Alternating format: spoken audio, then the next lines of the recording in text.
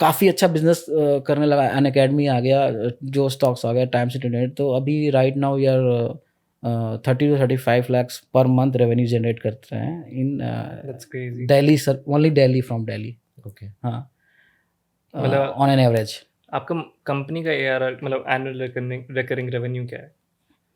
Annual जो revenue हम generate करते हैं वो आप 30 के हिसाब से आप लगा लो 12 मंथ्स का, तो Around almost 4 three two four के अभी इस फाइनेंशियल ईयर का जाएगा। जहाँ तक 2 स्कैम हो गए बड़े बड़े।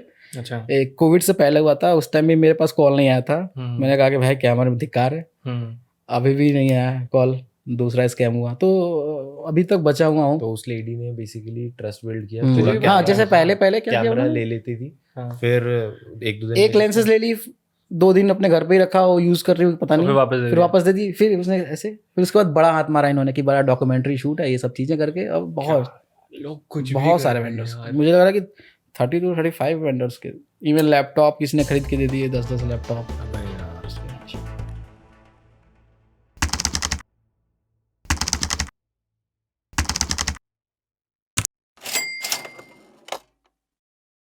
थैंक यू संदीप सर, बहुत बहुत धन्यवाद अपना समय देने के लिए। तो मैं थोड़ा सा कॉन्टेक्स्ट सेट कर देता हूँ कि आपसे हम मिले थे क्योंकि हमने जब पॉडकास्ट शुरू करा और बिल्कुल ऐसे किया था हमने कि ओसामा का एक थर्सडे फ्राइडे को फ़ोन आया कि पॉडकास्ट करते हैं। मैंने कहा ठीक है, और मंडे या ट्यूसडे को हमने पहला पॉडकास्ट शेड्यूल कर लिया था। तो हमें कैमरा के लिए भागना था कि कहाँ से फिगर आउट करें। तो जब शुरू करा तो सोचा था कि फ़ोन से कर लेंगे। 2 दिन में हमें लगा नहीं फ़ोन से क्या, 2-2.5 हज़ार में शायद कैमरा ही मिल जाए। तो देख के कहीं से आपका वो मिल गया रेफरेंस, और फिर आपसे हमने कैमरा लिया और 1-2 बार के बाद आपसे मिले भी। और वो भी इत्तेफाक है कि आप नीचे मिल गए, वरना आपकी जो टीम है उनसे कैमरा लेते थे। और वहाँ से पता चला कि किस तरह से आप एक मतलब मैं छोटा गांव तो नहीं बोलूँगा, लेकिन फिर भी एक बहुत हम्बल स्टार्ट से आपने काफ़ी अच्छा बिजनेस आज बना लिया है। दैट्स वाई हम आपसे बात करने के लिए आए हैं। तो उसके बारे में थोड़ा बात करेंगे, देखेंगे आपकी जर्नी कहाँ से शुरू हुई और कहाँ पे आप उसको लेके आ चुके हो। तो आप थोड़ा सा मैं बता सकते हो कि कैमोरेंट है क्या? Sure. So firstly I welcome to being here. Thank you so much. आपने मेंशन करा कि आपको प्रॉब्लम हुई कि कैमरा हम कहाँ से लें, then Camerant works. So Camerant, I am the founder of Camerant. So Camerant is supplied to the cinematographers, photographers, DOPs, production houses, and the corporates, cameras, lenses, and lighting equipments. So आपने बताया कि आपको camera कहाँ से ले, ये आपके लिए एक प्रॉब्लम थी, राइट। देन Camerant आता है वहाँ पे और आपके लिए एक सॉल्यूशन देता है कि आप कैमरा यहाँ से लो। बिल्कुल। Not here in Delhi, even in pan India, चाहे वो हैदराबाद हो या कोची हो, जयपुर हो, मुंबई हो, इवन पुणे हो, even in Dubai and London also. अच्छा। हाँ, देन कैमोरेंट आपके लिए खड़ा है। सो कैमोरेंट बेसिकली जितने भी सिनेमेटोग्राफर्स होते हैं, DOPs होते हैं, फोटोग्राफर्स होते हैं, एंड द प्रोडक्शन हाउसेज, उनके लिए cameras and lenses and all video equipments, shooting equipments provide करते हैं हम लोग ऑन रेंटल्स। और बेसिकली ये जर्नी स्टार्ट होती है I think 4 to 5 years back when I come to Delhi. But उसके पहले की जो स्टोरी है, जो मैंने स्ट्रगल करा है, वो मैं आपको आई विश टू सबको, जितने भी ऑडियंस लिसनर्स हैं, उनको बताना चाहूँगा कि पर्सन कैसे मैंने कितने स्ट्रगल किए लाइफ में और फिर मैंने कम बैक किया। वो आप चाहें तो मैं शेयर कर सकता हूँ आप लोगों के साथ। बिल्कुल।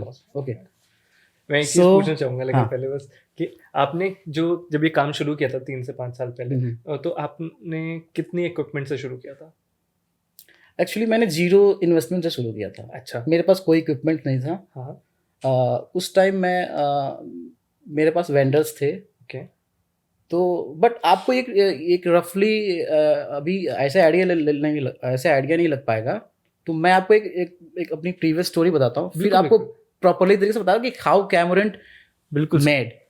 सो ये टाइम है जब मैं क्लास 3 में था और मैं बिल्कुल एवरेज स्टूडेंट था। सो एक दिन क्या हुआ कि मेरे टीचर्स ने, मैं होमवर्क नहीं करा था, टीचर्स ने मेरे को उठा के यूँ पटक दिया। ओ भाई मेरी पता नहीं उसके बाद मैंने क्या, मेरी आँख खुली, क्या मेरा दिमाग खुला कि फिर मैंने लाइफ में पीछे मुड़ के नहीं देखा। फिर 4th में मेरे क्लास में 5th पोजीशन आ गई।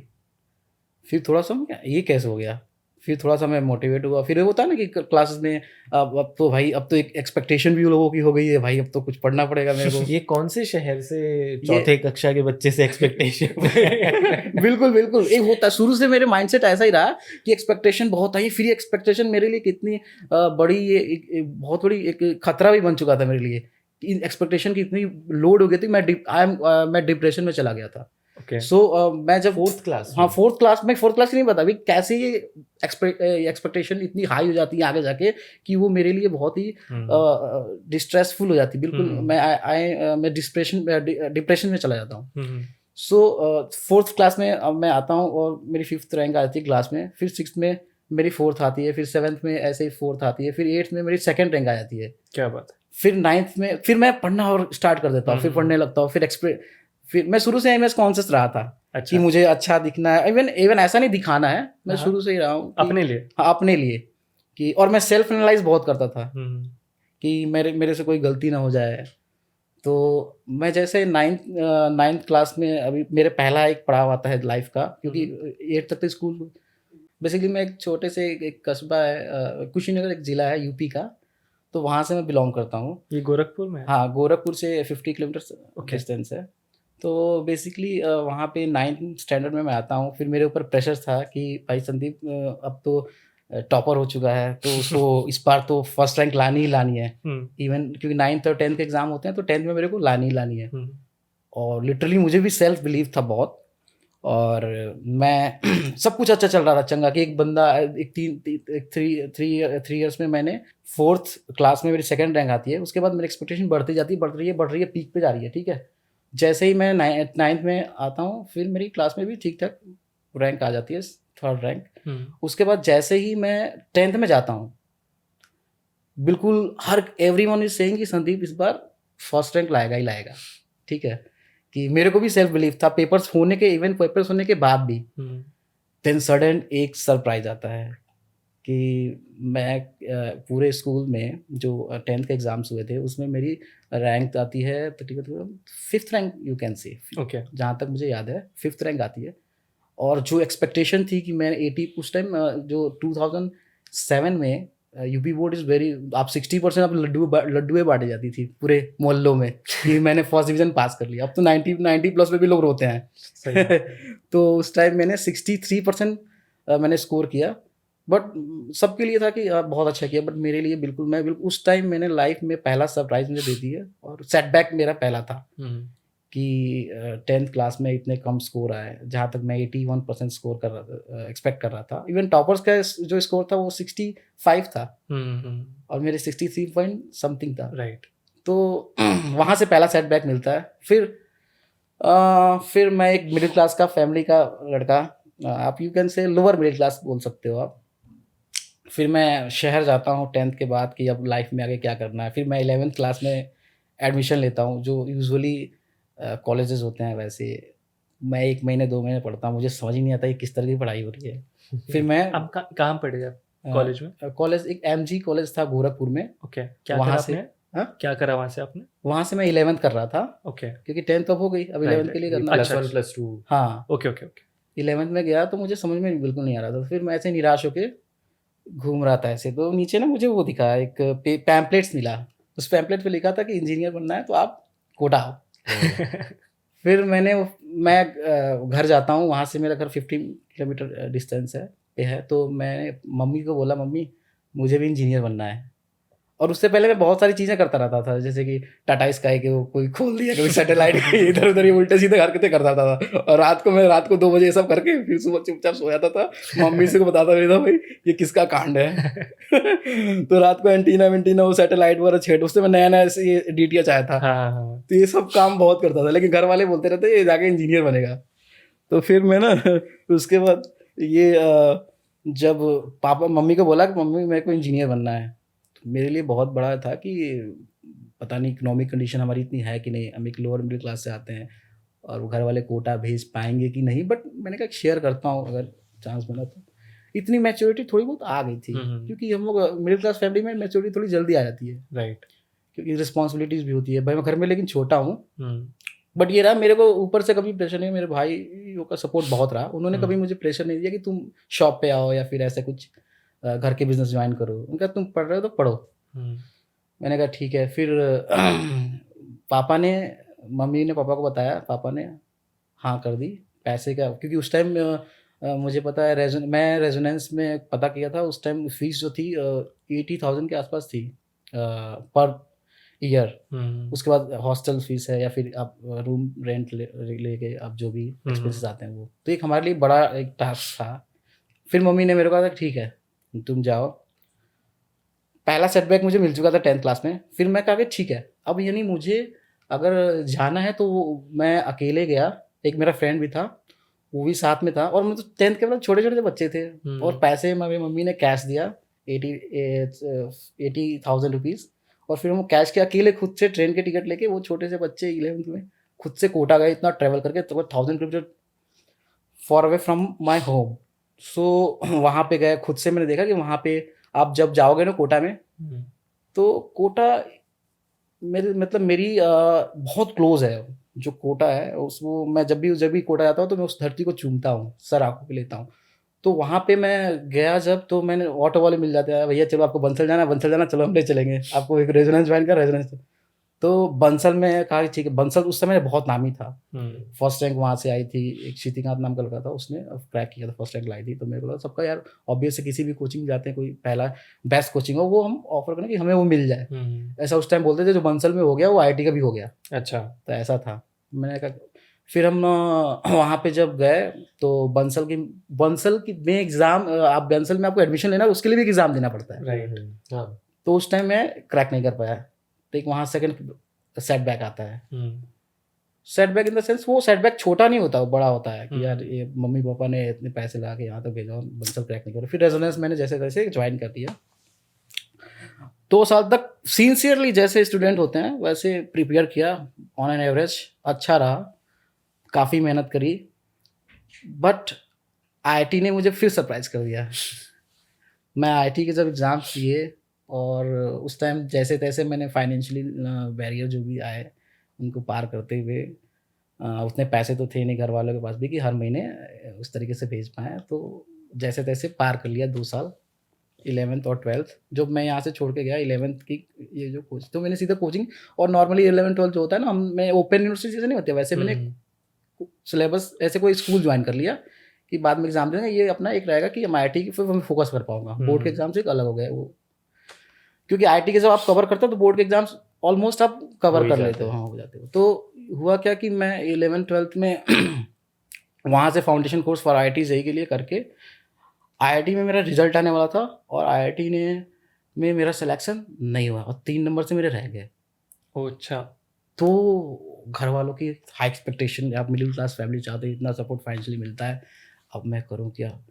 अब मैंने पापा को बोलते हुए सुन लिया कि यार ये बताओ यार गया था, ये नहीं हो पाया। ऑब्वियसली वो निराश होंगे मेरे से, तो वो मैंने बालकनी से, घर की बालकनी से छोड़ लिया था, वो नीचे बैठे थे, मेरे को बहुत वो चीज़ डिस्टर्ब कर गई। फिर मैंने IIT मेरा जब नहीं हुआ तो मैंने डिसाइड किया कि मैं खुद एक ईयर मेरा और बचा था कि मैं खुद सेल्फ स्टडी करूँगा। और दूसरे भी जो छोटे एग्जाम्स होते थे NIT वगैरह में भी उतने खासे अच्छे रैंक्स नहीं आए, तो मैंने कहा कि खुद सेल्फ करूँगा पढ़ाई, सेल्फ स्टडी, इस बार घर से पैसे नहीं लूँगा। फिर मैं ना गोरखपुर में, जो बेसिकली कुशीनगर गाँव है, तो गोरखपुर में एक मैं शिफ्ट हो गया। फिर वहाँ से मैं कोटा नहीं गया दोबारा, क्योंकि मेरी हिम्मत भी नहीं हुई कि मैं कैसे फेस कर पाऊँगा यार वो कोटा को, कि पहली बार में हुआ नहीं। क्योंकि IIT का एक्सपेक्टेशन उस समय, तो IIT आप जाते हो, पेरेंट्स की भी एक्सपेक्टेशन बहुत बढ़ जाती है कि मेरा बच्चा चला गया कोटा तो उसका IIT में हो भी जाएगा, बट नहीं हुआ, वो निराश हो गए काफ़ी। फिर मैंने खुद से सेल्फ स्टडी करी, और मुझे लगा इस बार और फोड़ देंगे। फिर पता नहीं कि मेरे को लगा था अगर ये जैसे क्या होता है ना, IIT में आप जब भी एग्ज़ाम देते हो तो उससे पहले जो बहुत सारे जो रिनोन्ड कोचिंग इंस्टीट्यूट होते हैं उनके पेपर्स होते हैं। तो उनके पेपर्स में भी मेरी 5th रैंक 2nd रैंक आती थी 20,000 बच्चों में, जो टेस्ट होते थे उनके। बट मेरे को ये लगा ये कहाँ पे कमी आ रही है मैं कि मैं क्रैक नहीं कर पा रहा हूँ। तो मेरे को लगा, फिर मैंने कहा ठीक है, उसको भी एनालाइज़ किया कि यहाँ मेरे को प्रॉब्लम आ रही है कि या तो मेरा टाइम मैनेजमेंट ठीक नहीं है या फिर मैं एक क्वेश्चन पे ज़्यादा टाइम दे रहा हूँ, ठीक है। तो मैं फिर सेकंड अटेम्प्ट दिया, फिर उसके बाद रिजल्ट आया, आई एम वैनिस्ड। अब मेरे लाइफ में कुछ नहीं दिखा, मेरे बिल्कुल वो भी रैंक्स नहीं आई, जो पहले से भी परफॉर्मेंस बहुत ख़राब हुई। और इवन NITs भी मुझे तरीके से कह सकते हैं नहीं मिला।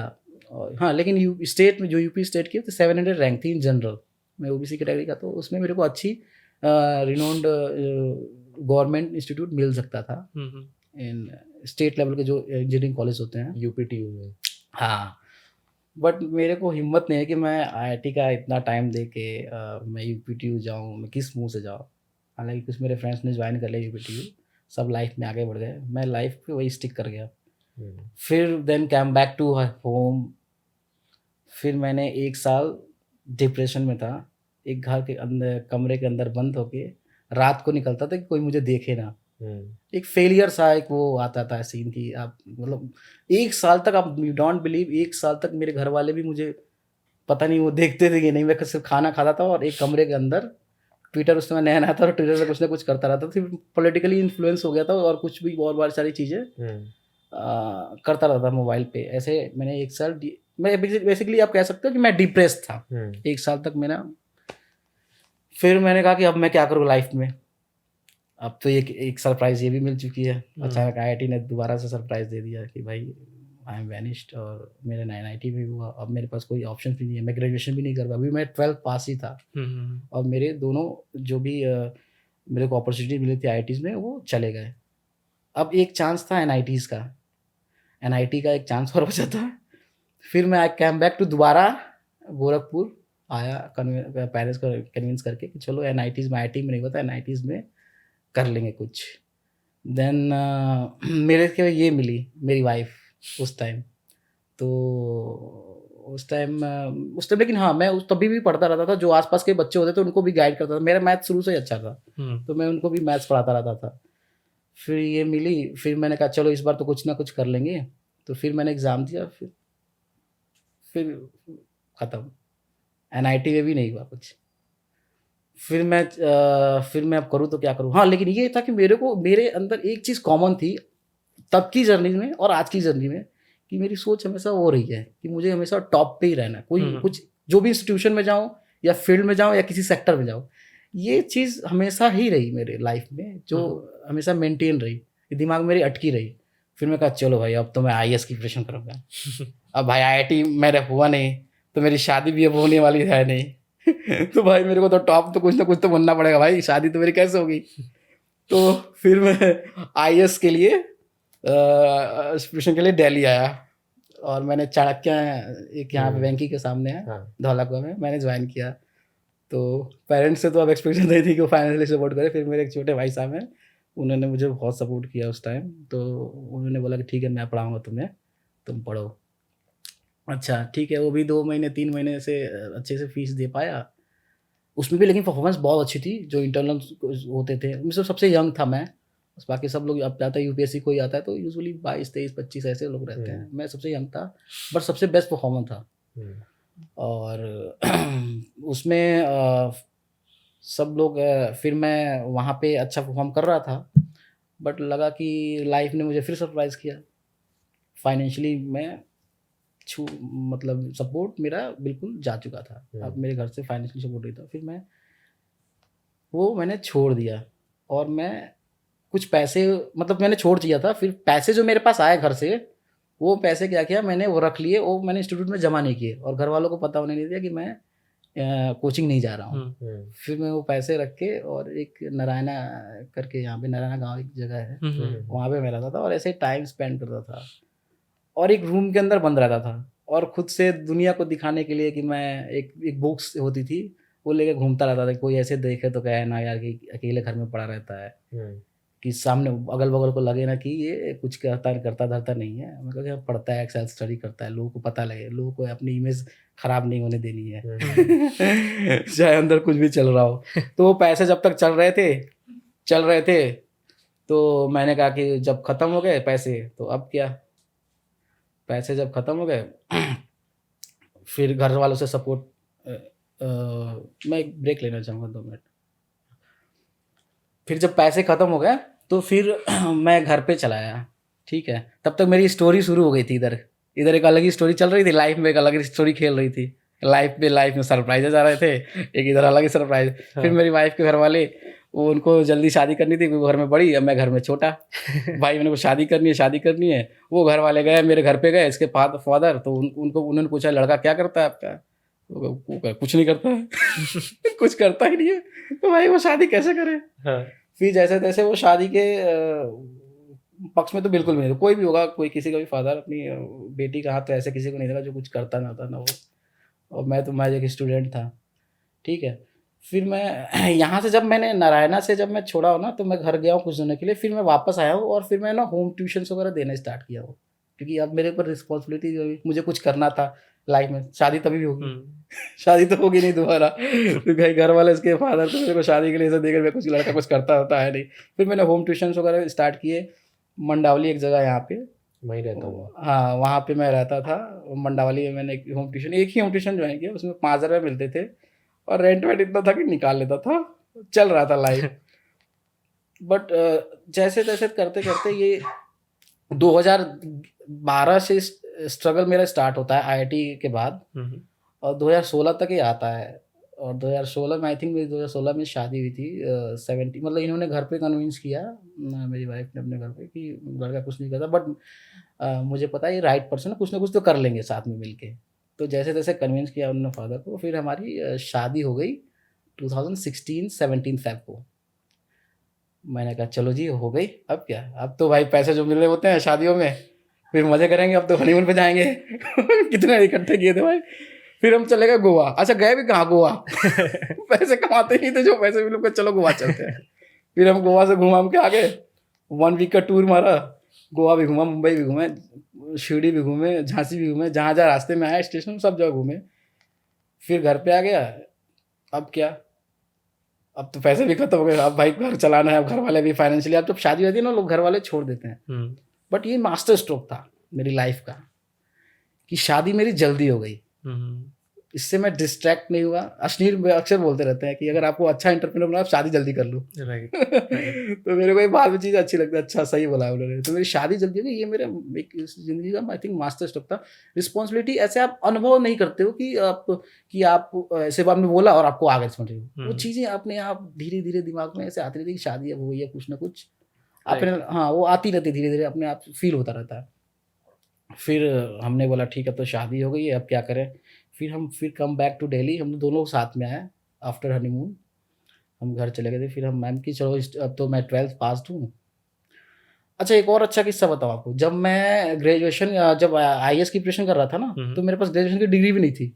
अच्छा। मैं इतना बच्चा सा, समझो मेरे को इतनी सेंस नहीं है कि भाई बिना ग्रेजुएशन के कैसे। मेरे को ये पता था कोई 3 साल का कोई कोर्स होता है, वो 1 साल में ही निपटा देते हैं और वो कर लेंगे और फिर मैं आईएएस तो निकाल ही लूँगा। हाँ। उसके बाद शादी तो मेरी हो ही जाएगी। फिर उस टाइम तक मैंने ग्रेजुएशन भी नहीं करी। अब भाई मैं 12th पास, हाँ लेकिन मेरी मैथ्स बहुत अच्छी और पढ़ने में तो अच्छा, तो आईआईटी वाईटी के तो भाई कोर्स करके आया था। तो मैंने क्या किया, मैं कहा चलो अभी तो जॉब ढूंढते हैं। तो फिर I am looking for that. मैं उस टाइम रहता था मंडावली में, तो मैं जॉब न्यू अशोक नगर में ढूंढता था, जहाँ कोचिंग इंस्टीट्यूट होते थे और कुछ निर्माण विहार में तो महिंद्रा कोचिंग होती थी जो एसएससी की प्रिपरेशन कराती है। वहाँ पे मैंने क्रैक कर दिया। अच्छा। और मैं खुद से सरप्राइज हो गया। वो बोलता है कि भाई इतना छोटा सा बच्चा, मैं तो वैसे तो वो बोलता है कि भाई इतना छोटा सा बच्चा कैसे आ गया, कैसे पढ़ाएगा बच्चों को, इसको बच्चे ये तो टीचर ही नहीं लगता किसी एंगल से। मैंने कहा सर उस पर आप क्यों जाते हो, आप मेरे टैलेंट पे जाओ, मैं पढ़ा सकता हूँ। पर वो उसमें जब ये हुआ कि आप जो एक प्रोसेस होता है कि आपको ना डिग्री वगैरह सबमिट करने के लिए ग्रेजुएशन वगैरह की जब डॉक्यूमेंटेशन होते हैं, तो उसमें तो मेरे पास था ही नहीं डॉक्यूमेंट। मैं वहाँ पे एक और सरप्राइज मिला, सेटबैक, लो जी। फिर मैंने कहा अब क्या करें, अब तो गए। फिर मैंने कहा चलो अब कोचिंग इंस्टीट्यूट खोलते हैं। फिर मैंने अपने फादर इन लॉ से कुछ पैसे उधार लिए, फिर मैंने एक मैथ्स की कोचिंग इंस्टीट्यूट स्टार्ट करी न्यू अशोक नगर में, दिल्ली में एक जगह है, वहाँ पे एक कोचिंग खोला मयूर विहार के पास। हाँ, तो छोटे बच्चों को पढ़ाता था और 10th के भी बच्चों को, 11th 12th को भी। बट वो भी मैंने देखा कि यार क्या ही लाइफ है, आप पढ़ा रहे हो बच्चे, अब एक बच्चे की आप मतलब टीचिंग लाइन ऐसी है ना कि आप छोड़ के कहीं जा अपनी लाइफ खुद नहीं जी सकते। आपको सपोज कहीं जाना हो 4-5 दिन के लिए, उसकी पढ़ाई सफ़र करिए, ये भी ठीक नहीं है जी। और ऐसा कोई बहुत बड़ा तिस्मार खान मैं हूँ भी नहीं कि मैंने बहुत बड़ा काम कर दिया टीचिंग्स में। तो फिर मैंने भी एक महीने बाद शटर बंद कर दिया। फिर हमें ना उस टाइम चिकनगुनिया आया हुआ था दिल्ली में, हम दोनों को चिकनगुनिया हो गया। फिर हम घर चल गए, सारे चले गए घर, वैसे ही कोचिंग शटर डाउन करके। और जो भी फिर मैं वापस आया, जब हम रिकवरी कर लिए चिकनगुनिया से, मैं वापस आया दिल्ली। और फिर वो जो भी कुछ पैसे जो लगे थे रिकवरी के लिए, मैंने कहा जो भी चेयर्स वगैरह थे वो फिर मैंने बेच दिए। और फिर जो भी पैसे आए फिर हम गोरखपुर चले गए। फिर हम वहाँ रहने लगे गोरखपुर में रूम लेके। फिर मेरी वाइफ जॉब करती थी ट्रैवल एजेंसीज में, वहाँ पे SEO का काम करती थी। फिर वो जब वो क्या कर जब जॉब करती थी तो उसके अकाउंट्स में कुछ पैसे होते थे, ठीक है। तो उसके बाद अब कहानी स्टार्ट होती है। बट हाँ, अब मैं IIT से भी जा चुका हूँ, 10th में भी जा चुका था, 12th में भी जा चुका था, IIT से भी जा चुका हूँ, NIT से भी जा चुका हूँ, IAS से भी जा चुका हूँ। इतने सेटबैक्स आए, अब मैं करूँ, लेकिन फिर भी इंटेंट था कि नहीं, लाइफ में कुछ करना है मेरे को। तो फिर मैंने कहा ओयो ना उस टाइम बूम पे था, मैं कहा ओयो के टाइप का ना मेरे को होटल्स का स्टार्टअप करना है। मैंने एक डायरीज बनाई थी, उसमें बहुत सारे इसके एक होता है ना कि आप प्लानिंग करते हो, स्ट्रेटेजी, वही मैंने कर ली थी। और फिर मैंने बोला ना मेरे को क्या इसका मतलब, मुझे अगर होटल्स इंडस्ट्री में अगर इंटर करना तो मेरे को अगर वेबसाइट बनाऊंगा तो मुझे इंटीरियर के फोटोग्राफ चाहिए होंगे। क्लाइंट्स अगर कस्टमर्स देखेंगे किसी होटल्स की तो वो मुझे चाहिए होंगे। फिर मेरे को कि भाई मेरे को ना कैमरा चाहिए, ये आती है, हाँ कैमरा आता। फिर फर्स्ट एनिवर्सरी मेरा आता है 2017 को, 17 फेब को। मैंने बोला कि मेरी वाइफ, मेरे पास तो पैसे होते नहीं थे, मेरी वाइफ जो जॉब करती थी तो उसके पास कुछ पैसे इकट्ठे हुए थे। मैंने बोला कि मुझे कैमरा चाहिए, कैमरा खरीद दो। फिर उन्होंने पहला कैमरा गोरखपुर में एक जगह है, वहाँ से हमने कैमरा खरीदा 42,000 रुपीज़ का। उसके बाद मैंने कैमरा निकाला, मैंने दो शॉपकीपर ने बोला आप एक बार टेस्ट कर लो। मैंने फ़ोटोज़ क्लिक करी, एक मेरा फ्रेंड था उसकी। तो शॉपकीपर ने बोला कि आपने कोर्स कहाँ से किया है? फ़ोटोज़ देख के मेरी जो कैमरे में मैंने क्लिक करी थी, मेरे को तो अच्छा लगने लगा। किसी को भी अप्रिशिएशन, आप भी कंटेंट क्रिएटर हो, कुछ भी हो, तो आपको भी अच्छा लगेगा, अप्रिशिएशन आती है तो किसी को। मेरे को अप्रिशिएशन अच्छा लगा। फिर मैंने वो फेसबुक पे डाल दी फ़ोटो। उस टाइम फेसबुक अच्छा कर रहा था, उस टाइम इंस्टाग्राम उतना नहीं था, फेसबुक ज़्यादा अच्छा कर रहा था। तो फेसबुक डाले, फेसबुक पे कमेंट आने लगे वेरी नाइस।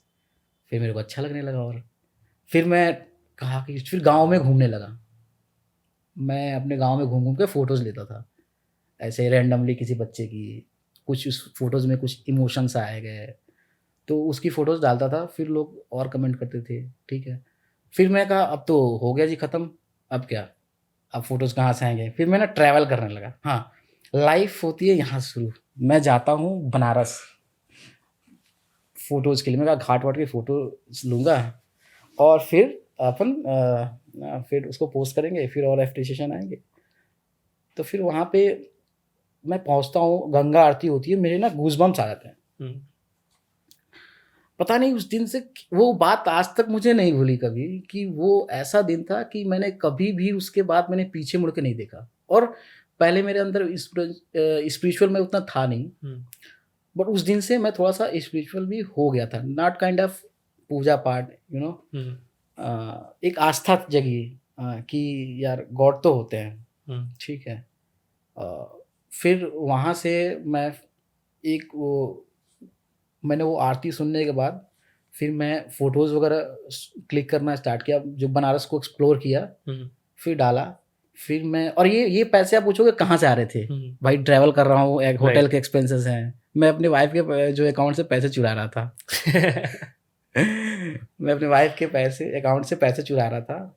फिर आई मूव टू, फिर अब उसको एक्सप्लोर कर लिया। फिर मैं दिल्ली आता हूँ, कम बैक उसी दिल्ली में, जिस दिल्ली ने मुझे इतना कुछ वैसा हमेशा निराशा हाथ में लगी। फिर मैं हुमायूं टॉम की फ़ोटो मुझे क्लिक करनी थी। फिर मैं वही जो कहते हैं ना कि ये लोग ये हो, मैं तो ट्रेन पे, मैं स्टेशन पे सोया। मुझे लगता था यार ये तो लोग ऐसे ही बोल देते हैं, लेकिन मैं सोया था, ट्रेन के स्टेशन पे भी सोया हूँ। और ऐसा नहीं था कि यहाँ पे लोग नहीं थे, जानने वाले फ्रेंड्स नहीं थे, बहुत थे, बट मैंने कहा मुझे ज़िंदगी में इतनी हार मान चुका था, इतना स्ट्रगल कर चुका था कि मुझे अपने आप से भी वो होने लगा था कि मैं किसी के पास कैसे जाऊँ। और मुझे हर ऐसा लगता था, एक तो IIT का फोबिया था ही, मुझे हर चश्मे पहनने वाला लगता था ये IITian है। मुझे IIT फोबिया हो गया था। हर अच्छा लगता था, हर स्टूडेंट मुझे IITian लगता था। और भगवान न करे, मुझे ऐसा लगता था मुझे भगवान न करे मुझे IIT के दर्शन भी हो जाए। तो ऐसा लाइफ में चल रहा हो, फिर मैं स्टेशन पर सोया, वहाँ हुमायूं टॉम का मैंने फोटोज क्लिक करी, फिर ट्रेन से 1000 किलोमीटर दूर से आना, फिर वापस जाते हो, ठीक है, फिर पैसे खत्म हो जाते हैं, फिर मैं पैसे मेरी वाइफ के अकाउंट से चुराता था पेटीएम ऐड करके, और फिर मैं दार्जिलिंग जा गया, एक नई सिटीज़ में, फिर एक्सप्लोर किया ऐसे ना रैंडमली 4-5 मैंने सिटीज़ में एक्सप्लोर किया।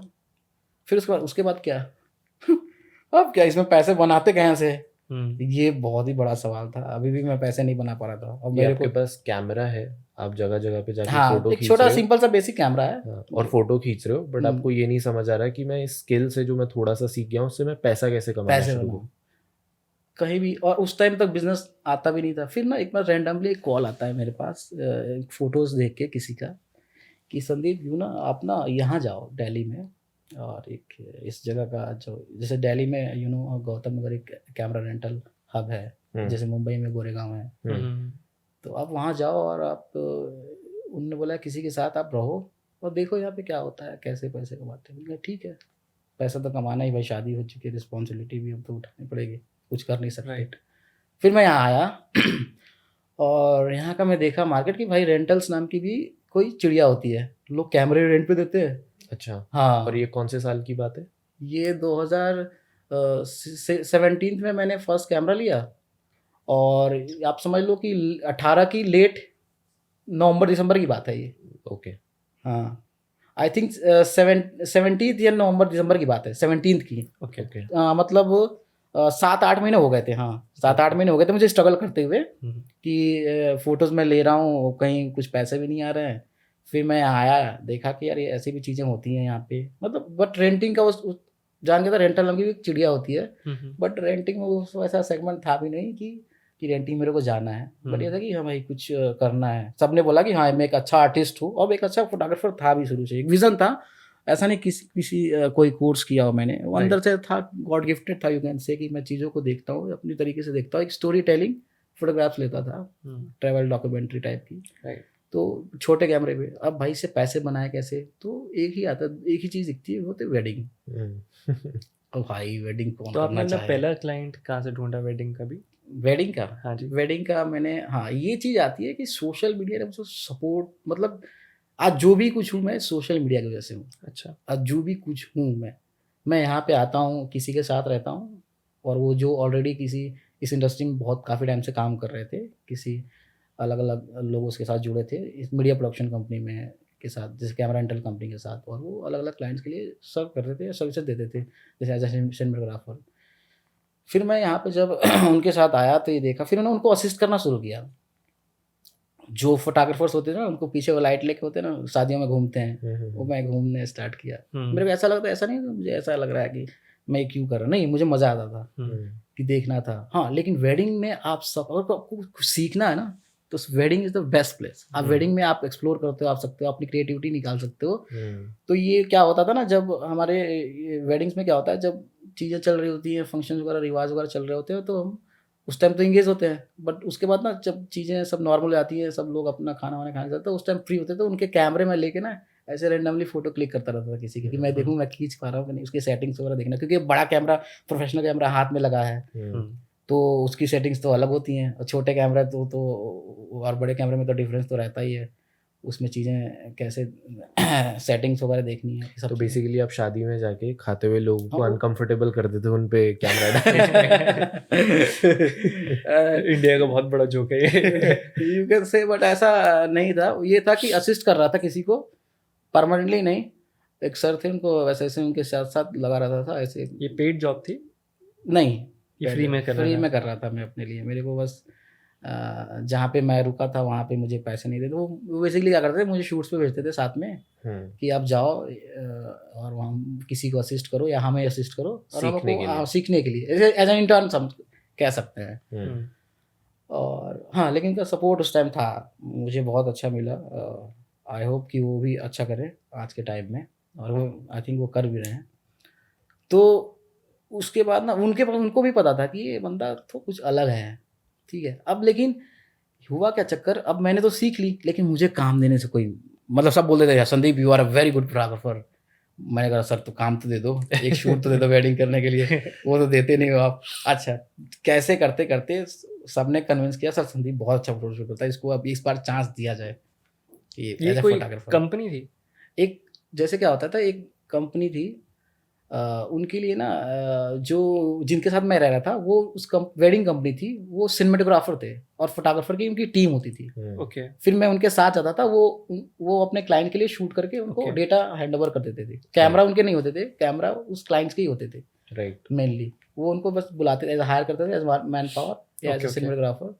तो कैमरा हैंडल करने के लिए। हाँ, तो वो उसमें मैं भी थोड़ा बहुत कलाबाजियाँ कर लेता था बीच बीच में जब भी भाई पैशन तो था उसमें, मेरे पैशन था, बहुत पैशनेट था। फिर मेरे को लगता था काश यार ये 16-35 लेंस मेरे को मिल जाता तो मैं क्या क्या शॉट्स निकालता, और फुल फ्रेम बॉडीज मिल जाती तो क्या क्या लेंस, क्या क्या शॉट निकालता। और मैंने सरप्राइजिंगली, मतलब मैंने क्या कर रहा था उस टाइम, जो भी फोटोज आते थे छोटे कैमरे से ही, तो मैं क्रिएटिव शॉट निकाल के, और जो कंप्यूटर ऐसे ग्रुप होते थे कोलकाता में, बहुत सारे ग्रुप्स बने होते थे फोटो के, दिल्ली में भी, तो उसमें मैं पोस्ट करता था तो वहाँ से भी अप्रिशिएशन आते थे। Nice. तो वो तो मेरा मोरल हाई रखते थे, वहाँ से मुझे कमेंट्स। आपने एसेंशियली, सॉरी फॉर कटिंग, हाँ, आपने एसेंशियली फेसबुक को काफी यूटिलाइज किया हाँ to grow your skill exactly and मतलब टू फाइंड प्रोजेक्ट्स आल्सो, और मतलब आपको वहां से काफी कॉन्फिडेंस बूस्ट मिला। हाँ है ना? तो यहाँ से फिर मुझे पहला प्रोजेक्ट मिलता है कि आप संदीप, अब वो जो क्लाइंट थे ना, उन्होंने बोला कि ठीक है अब आप करो, ये एक वेडिंग प्रोजेक्ट है आप। एक चीज पूछनी मुझे, हाँ। ये जो आप अप्रिसिएशन के लिए डाल रहे थे फेसबुक पे फोटोज, आप अपनी प्रोफाइल पे डाल रहे थे या किसी कोई ग्रुप था? नहीं, ग्रुप में भी डालता था, ओके। अपने प्रोफाइल पे भी डालता था। कौन से ग्रुप्स थे? कोई फेमस ग्रुप्स है? कैमरीना एकेडमी करके ग्रुप्स था, अब शायद इतना एक्टिव नहीं है, अब पता नहीं, मैं फॉलो नहीं करता हूँ, मुझे दिखता नहीं, बट उस टाइम काफ़ी अप्रिशिएशन मिला। इवन नेशनल जोग्राफिक में भी मैं मेल वेल उस टाइम होता था, आप करो तो अप्रिशिएशन नोट्स मिल जाते थे कि ठीक है, तो उससे मोरल हाई रहता था कि यार अपने में कुछ तो बात है। इतना तो मेंटेन किया हुआ था, भले अभी पैसे नहीं कमा रहे हैं, हाँ, बट देखते हैं कैसे क्या मैं होता है। उसके लिए पूछ रहा हूँ कि अगर कोई अभी बडिंग फोटोग्राफर्स हों हाँ, जो आपकी तो तरह इंस्पिरेशन ढूंढ ऐसे बहुत सारे ग्रुप्स बने होते हाँ। हैं, मतलब जिसमें बहुत सारे रिनोन क्रिएटिव फोटोग्राफर्स होते हैं, उन्होंने ग्रुप बना के वो अपने वर्क शेयर कर सकते हो वहाँ पे, और वहाँ के आप अपने अप्रिशिएशन ले सकते हो, आप सीख सकते हो बेसिकली। हाँ। तो वहाँ से जब मैं जो इनके साथ जब था, इन सिनेमेटोग्राफर्स के साथ में, तो वहाँ से मुझे पहली बार काम, मैंने बोला सर काम ही नहीं देते, हर बार मुझे बोलते हैं एज ए सेकेंडरी कैमरा को चलो आ जाओ तुम ऐसे ही घूम घूम के कुछ भी रैंडम शूट करो। फिर मुझे पहला काम मिलता है, बोलते हैं, उन्होंने भी बड़ी भारी मन से कहा चलो संदीप के इस बार देते हैं काम। ओ भाई, पहली बार मैंने कैमरा लिया, और फ्लैश पे तो मैंने कभी खेला ही नहीं था। फ्लैश की एक अलग तरीके से होती है, फ्लैश आप जब लगाते हो ना तो कैमरा कॉन्सेप्ट बिल्कुल लाइट के साथ खेलना होता है। इस बिल्कुल इसको कह सकते हैं, यू कैन से फिजिक्स, पूरी फिजिक्स है। वहाँ पे आपका एडिटिंग एक्सपीरियंस कम आया? हाँ, मैं बता रहा हूँ, फिर वो सारी चीजें अभी आ रही हैं कैसे लाइफ में।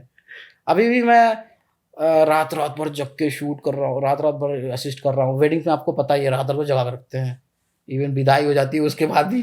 अरे भाई साहब, बहुत लंबी चलती है, मत पूछो। उसके बाद मेरे को पहला जब हाथ में कैमरा आया और फ्लैशेज ऑन थे, ओ भाई मैंने कहा कि ये तो मेरे से तो हो ही नहीं रहा है। फ्लैश दोबारा, फ्लैश पूरा फायर कर जा रहा है, बर्न हो जा रहा है फेस दूल्हे का। ओके। मैंने कहा भाई दूल्हे की मुझे वेडिंग खराब नहीं करनी। मैंने कहा सर मेरे मान का नहीं है, आप किसी को बुला लो, नहीं तो इसकी वेडिंग पूरी खराब हो जाएगी। फिर उन्होंने तुरंत, वो पैनिक हो गया, तुरंत उन्होंने किसी को कॉल किया, और वो थैंकफुली वो अवेलेबल थे और वो आए, फिर उनकी वेडिंग। फिर मैंने कहा नहीं भाई, मेरे को और थोड़ा काम करने की ज़रूरत है। फिर मैंने फ्लैशेस पे काम किया, फ्लैश को कैसे शूट के ड्यूरिंग द शूट कैसे काम करता है, लाइटिंग को कैसे यूज आप कुछ चीज़ें बता सकते हो जिससे जो लोगों को अभी भी नहीं आता, जैसे मुझे नहीं आता, अगर आप मुझे समझाना हो कि फ्लैश के साथ कैसे काम करते हैं। बेसिकली इट्स फिजिक्स, जैसे वॉल है, आप इसको रिफ्लेक्ट करके लाइट कैसे इस पे डालनी है। राइट। तो कोई आपके स्टेप्स हैं जो आपने तब लिए थे जिससे आप सीखे थे? मैंने यही किया। मेरे को जब भी असिस्ट करने मिलता था, मैं एक रूम में बैठ जाता था और एक प्रोडक्ट रख देता था किसी टेबल पे, और उसको अलग अलग, कभी फ्लैशेस ऊपर कर देता था तो सीलिंग से आती थी कुछ फोटोज और अलग आती थी, फिर लेफ्ट वाली सीलिंग से रिफ्लेक्ट होकर आती तो कुछ अलग आती थी। फिर ऐसे ऐसे करके सीखा मैंने। कोई डूज एंड डोंट्स होते हैं फ्लैश के? डूज एंड डोंट बट होते हैं, बट ये है कि उसमें फ्लैश जब आप यूज़ करते हो ना, तो कई बार कोई ऐसे, मतलब लाइट्स बहुत आपको कैलकुलेटेड रिस्क लेना पड़ता है, क्योंकि आपको आइडिया नहीं होता है कि वहाँ पे क्या रिक्वायरमेंट, कई बार फेस बर्न हो जाता है, कई बार क्या होता है कि फोटोज डार्क हो जाती हैं, उस प्रॉपर लाइटिंग नहीं होती, वो तो धीरे धीरे एक्सपीरियंस पे ही आता है, आप जब करते हो सीखते हो धीरे धीरे। जैसे आपने बोला कि आप दूल्हे की फोटो ले रहे थे तो फ्लैश की वजह से फेस बर्न हो गया पूरा तो लेकिन अगर आज के टाइम पे कोई आपसे आके पूछे, क्योंकि आप उस प्रॉब्लम से जूझ चुके हैं राइट, तो अगर आपसे मैं आके पूछूंगी संदीप मैं फोटो ले रहा था और किसी का फेस बर्न हो रहा था, तो आप क्या मुझे सलाह क्या दोगे कि क्या करूं जिससे आपको लगता है same way, it's same way, आप जाओ गलतियां करोगे तभी तो सीखोगे। गलतियां करना बहुत जरूरी है जी। आप गलतियां करो, और क्योंकि वही इसीलिए बोलते हैं वेडिंग में आप जाओगे ना तो बहुत समय मिलता है, आप किसी को भी असिस्ट करो, आप क्रिएटिविटी अपने आइडियाज़ वगैरह जो भी है आपको दिमाग में आ रहा है कि लाइट्स को ऐसे ही बाउंस कर रहे हैं तो कैसा आएगा फोटो, जैसे आप सीखो पहले, आप डायरेक्टली काम ना करो। ये आई थिंक लर्निंग कर्व है, ऐसा नहीं है कि ये स्टेप्स फॉलो कर लो हो जाएगा। हाँ। तो मैंने उस टाइम पे अनप्रिपेयर्ड थे तो इसलिए वो बर्न हो गया और प्रॉब्लम हो गया। क्योंकि मैंने जब भी शूट किया ना तो मैंने नेचुरल लाइट्स में किया मोस्टली, जैसे कि आप किसी भी बिल्डिंग को तो बोलते नहीं भाई तू टेढ़ी जाओ, आप अपने को आपको थोड़ा बहुत सही करते हो उसके हिसाब से आप उसको शूट करते हो। एक थोड़ा नरेशन डालने के लिए आप कोई वॉक कर रहा है तो आप स्टोरी बनाने के लिए कुछ ना कुछ करते हो, आप क्रिएटिविटी अपनी ऐड करते हो। लेकिन वेडिंग्स में आपको सर इधर थोड़ा सर उधर, ये सब मेरे को बहुत चीप लगता था कि सर थोड़ा सा फेस नीचे, ये चीज़ से मुझे घिन होती थी, नफरत हुई भाई ऐसी सब चीज़ें मुझे नहीं करनी, बट भाई मजबूरी। हाँ मजबूरी। अच्छा ठीक है, तो यहाँ से फिर मैंने वो सर ने बैकअप प्लान था उनका, फिर वो अच्छा तो मतलब पोस्ट चेंज करने से फर्क पड़ता है? पोस्ट चेंज करने, अगर जो आपका सब्जेक्ट है उसका पोस्ट, एक तो आपको पोस्ट करना आना चाहिए भी वही सब्जेक्ट को, वो मेरे को तो आता नहीं था। हाँ। मेरे को ये था भाई कि मॉडल है, जैसे वो अपने आप खुद ही पोजेस वगैरह चेंजेस करते रहे और मैं शूट करता रहा। नहीं दूल्हे के टाइम पे पूछ रहा हूँ, जैसे शादी के टाइम पे तो आप बताओगे ना उनको क्या करना है। हाँ तो शादी के टाइम पे हम बताते हैं, बट मेरे को अभी भी नहीं आता था ये बताना, मेरे को हमेशा अजीब लगता था। बट फॉर्चुनेटली क्या हुआ कि वो उनको कॉन्फिडेंस आ गया कि इसको नहीं देना काम क्योंकि ये कर नहीं पाएगा। ठीक है, मेरे को लगा कि अब भाई यहाँ से अब कुछ होना जाना है नहीं। देन तब मैं इंटर करता हूँ इस सोशल मीडिया की इंडस्ट्री में। तब मैंने डिजिटल मार्केटिंग कैसे होती है फिर मैंने सीखना स्टार्ट किया। उंगली वाला स्टेप जो होता है ना, बच्चा होता है, तब मैंने वहाँ से बेबी स्टेप ले रहा हूँ। फिर मैंने फेसबुक पे पोस्ट डाला है कि आई एम फोटोग्राफर, ये सब चीज़ें ये सब मैं शूट करता हूँ फोटोग्राफी के लिए, अब कोई रिक्वायरमेंट हो तो वेडिंग। फिर मुझे क्लाइंट्स मिले आगरा के कि उन्होंने मेरा पोर्टफोलियो भी नहीं देखा। पोर्टफोलियो मैंने कुछ थोड़ा बहुत बनाया हुआ था, जो भी पहले के जो फोटोज़ थे मैंने भेजा, उनको पसंद आ गया। उन्होंने मुझे काम दे दिया कि भाई एक शूट है वेडिंग का, आप आ जाओ फर्स्ट टाइम। उसके बाद फिर मैं यहाँ से कैमरेज वगैरह, मेरे पास कैमरे तो थे नहीं प्रोफेशनल, फिर मैंने रेंट पे लेके, तो रेंट पे मैं गया लेने किसी से, तो मेरे जो ऐसे कोई जानता है नहीं, कुछ देगा थोड़ी। फिर मैंने वो जो जिनके साथ रहता था ना उनके थ्रू, उनके रेफरेंस पे बिहार पे मैंने किसी से कैमरा लिया, किसी रेंटल हाउसेस से। तो काफ़ी रेफरेंस हैवी मतलब इंडस्ट्री। हाँ, बिना रेफरेंस पे ही मोस्टली वर्क ज़्यादा कर होता है और लोग इसी पर रिलायबल भी है और हमारे लिए सबसे सेफ भी है रेफरेंस। तो उसके बाद मैं कैमरा लेके जाता था आगरा। अब आगरा में क्या था कि मैंने काम तो पकड़ लिया, मेरे को क्लाइंट मिल गया अच्छा, जो 3-4 महीने में मैंने तकरीबन 70-80 हज़ार रुपये बना लिए शूट्स करके, क्लाइंट मिल गए। और वहाँ पे मैं गया, मेरा फर्स्ट एक्सपीरियंस आपके साथ शेयर कर रहा हूँ। जब मैं पहली बार शूट कर रहा था ना, तो जब पहली बार शूट करना गया मैं, जब तो वहाँ पे जिसका शूट कर रहा था वहाँ भी वही प्रॉब्लम हो गई भाई। पहली बार खुद से काम उठाया और फ्लैशेस के साथ मेरे को ये लगा भाई अब क्या होगा, अब तो इसकी तो पूरी वेडिंग हो गई ख़राब। फिर वही हाल, फिर मेरे को पसीने छूटने लगे, अब क्या करूँ भाई इसकी तो वेडिंग। मैं इमोशनली बड़ा अजीब लगा यार कि यार इसकी वेडिंग मेरी वजह से ख़राब हो जाएगी, मैंने काम तो उठा लिया है। फिर अचानक से मैंने तुरंत थोड़ा बहुत इधर उधर लेफ्ट राइट मार के फ्लैशेस वगैरह सीखा। फिर मेरे को थोड़ा सा ठीक ठाक आ गया उनका फोटो, फेस बन हुआ, एक्सपोजर सही रहा। फिर मुझे ये लगा ना कि शायद यार अगर इनका फोटो खराब होगा, इनकी पूरी मोमेंट खराब हो जाएगी, वेडिंग खराब। मेरे से मुझे ये नहीं होने देना है, ये गलती मुझे नहीं करनी है यार किसी का इवेंट खराब हो। तो फिर मैंने तुरंत, पसीने मेरे छूटने लगे, उसके बाद मैंने तुरंत उसको रिमाइंड किया, चीज़ों को रिकॉल किया। फिर उसके बाद मैंने फ़ोटो शूट किया और उनका अच्छा हो गया और काफ़ी वो खुश भी थे। उनका पहला प्रोजेक्ट ये मेरा था और मैंने पेड प्रोजेक्ट था। मुझे 8,000 रुपये मिले थे विद कैमरे के साथ में। तो कैमरे का रेंटल 4,000 रुपये था, उनको मैंने दे दी, 4,000 मैंने बच गया।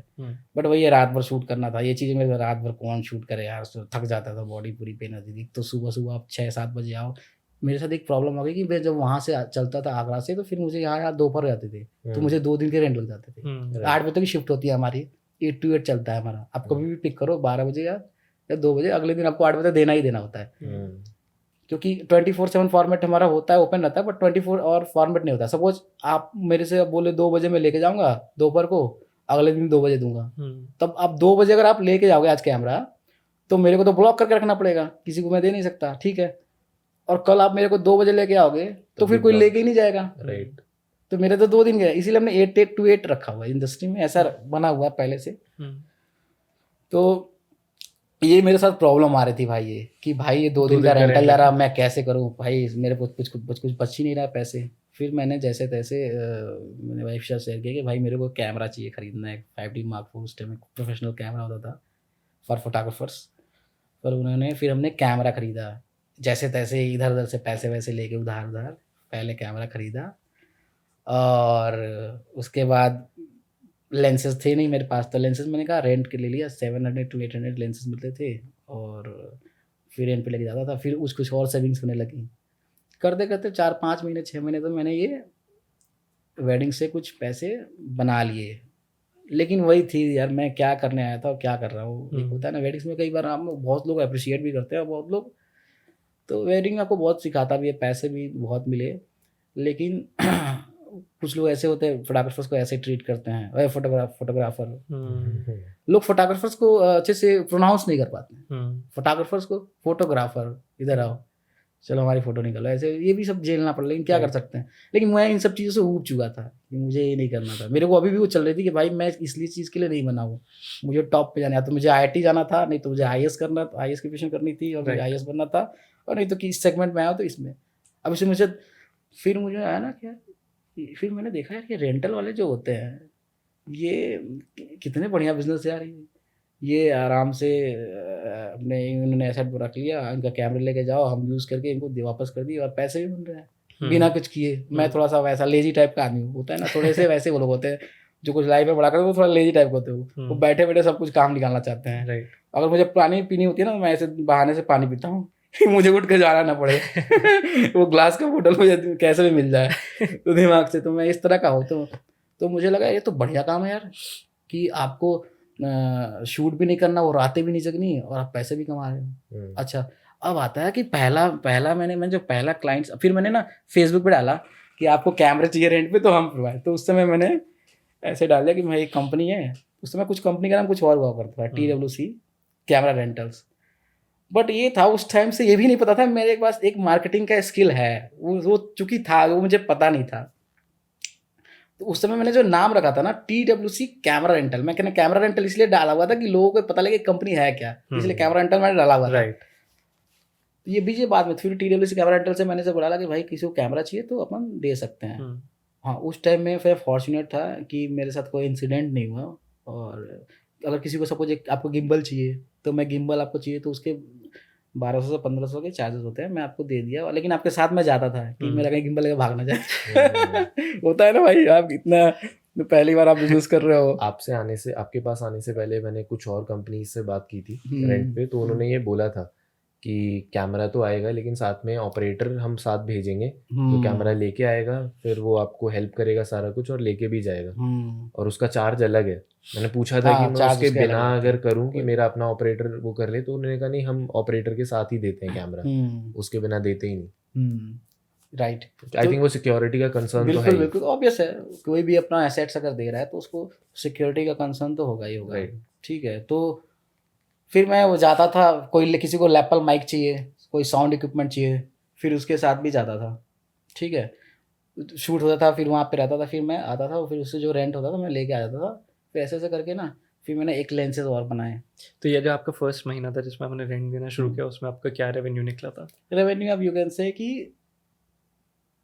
30,000 to 40,000 का था रेवेन्यू फर्स्ट मंथ में रेंटल से।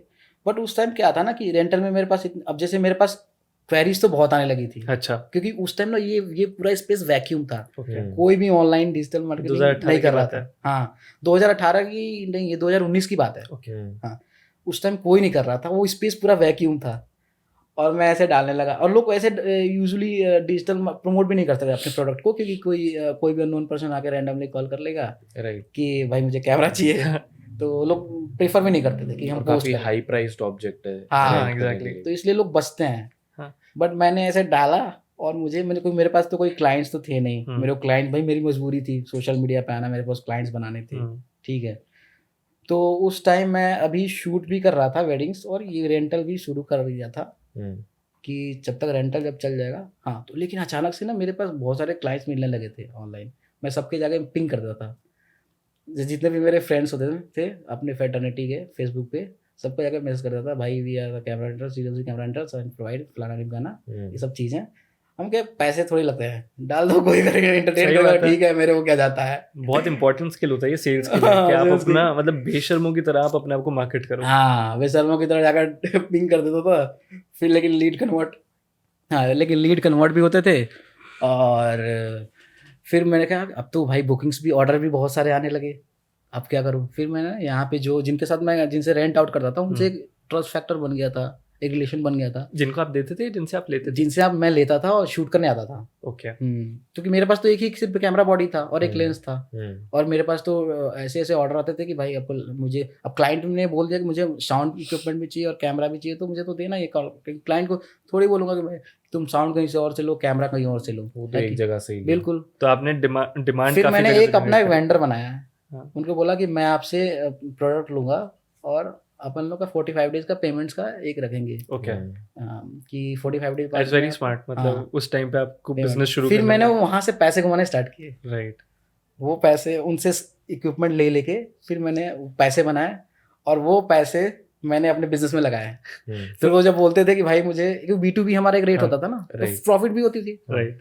तो आपने मतलब माशाल्लाह से एक कैमरा से शुरू किया था। आज आपके पास कितने कैमरास? 32 कैमरास हैं मेरे पास। और आपके पास लाइट्स कितनी हैं? लाइट्स तो बहुत है, मतलब मेरे पास तकरीबन 2.5 CR के एसेट्स हैं, कैमरा एंड लाइट्स हैं। 2.5 करोड़ का सामान। हाँ, और 1.5 CR का मेरा खुद का घर, तो ऑलमोस्ट 4 CR की तो मेरे पास नेट प्रॉफिट का अपना एक अलग है। उसके अलावा रेवेन्यू तो अलग ही, जो भी हुई होगी उसका नेट प्रॉफिट एक्सपेंसेस निकालते, तो ये मेरा नेट प्रॉफिट है। आपने बताया कि आपने स्टार्ट किया था एक कैमरा से, now you have 2.5 CR worth of equipment right now. तो अब आप किस टाइप के क्लाइंट्स के साथ काम करें? जैसे हम अभी सुन रहे थे कि आप वेडिंग्स में काम कर रहे थे, उसके बाद फिर आपने रेंट आउट करना शुरू किया, फिर उसके बाद अब आप किस टाइप के क्लाइंट्स के साथ काम कर रहे हैं? अभी मोस्टली विद द कॉर्पोरेट्स मैंने बहुत सारे क्रैक कर लिए हैं विद द मार्केटिंग स्किल्स। अच्छा। यू कैन ये जो मार्केटिंग स्किल्स है मैंने खुद से सीखी है, एक छोटे बच्चे की तरह, जो गिरता है संभलता है, खड़ा होता है गिरता है, ऐसे भी मार्केटिंग भी ऐसे ही सीखी जाती है। आप गलतियां करते हो, फिर आप एनालाइज करते हो कि कहाँ पे चूक हो रही है, और ये सब चीज़ें। तो right now we are working with Unacademy, Josh Talks, Times Internet, Byju's and many production houses. Even in Amazon में भी मैंने अभी रिसेंटली काम किया उनके साथ, और पिछले कुछ दिनों से लीड्स काफ़ी कन्वर्ट हो रहे हैं कंटिन्यूड। हर दूसरे दिन नए क्लाइंट्स आ रहे हैं। ऐसा क्यों? ये इसके पहले की पूरी कहानी स्टोरीज है ये, जो पहले मैंने हार्ड वर्क कर रखा है, रातों को जग के क्लाइंट को वॉच करना, क्लाइंट ढूंढना, डेटा कहाँ से आता है। नहीं मतलब आप हम लोग थोड़ा सा बहुत आगे आ गए पेस में।